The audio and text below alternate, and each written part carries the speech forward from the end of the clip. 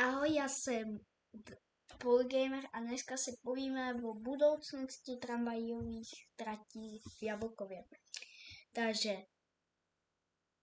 Jablkov je hra, kde budeme dělat to, že se přidali tramvaje, což se teď přidali, teď já vám ukážu jak. Tak jo, v budoucnu máme připravenou tramvajovou trať, což je takhle, tady bude tramvajová trať směrem na depo tramvajový, tam nikdo nebude moct, to tady máte koleje vyznačení. A tady pojedete potom 108 na Gešovu a tady pojedete třeba 795 a 108 takhle bude zabočovat. Ale normálně ona jela takhle, tady je ta ulice, takhle jela, ale teď je to uzavřený kvůli ty tramvajové trati. Dobrý, to jsme si ukázali. Jo.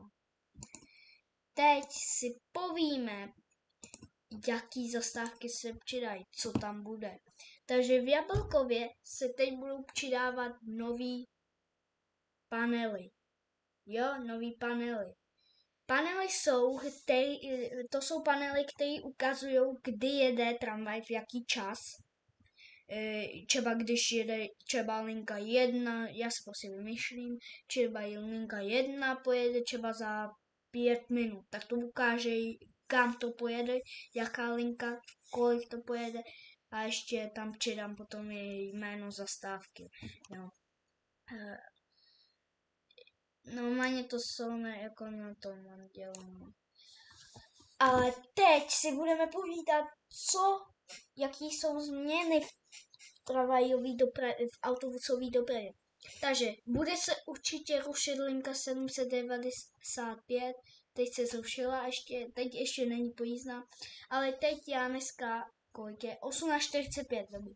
Tak já stejně za chvilku jdu do studia a ještě tam přidávám ty panely. Oni dneska už budou, takže počítejte někdy 21:20 hodin tam bude. A tak to asi já nevím, to je všechno, potom se ještě zeptám Denise, no, tak. Ale viděli jste ten short, tam to je napsané, že všechny tramvaje v Jablkově, jestli jste viděli ten short, tak tam se podívejte na to.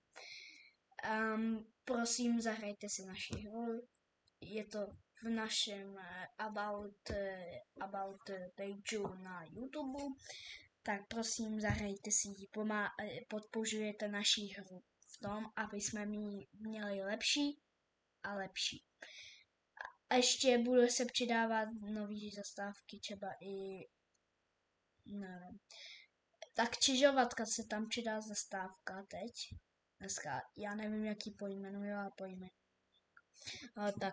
Tak jo, děkuji za sledování a doufám, že je to takový zprávičky pro vás do budoucna z tramvají v Jablkové. Děkuji a naschledanou, naschle, Ježiši Maria, naschle, čau.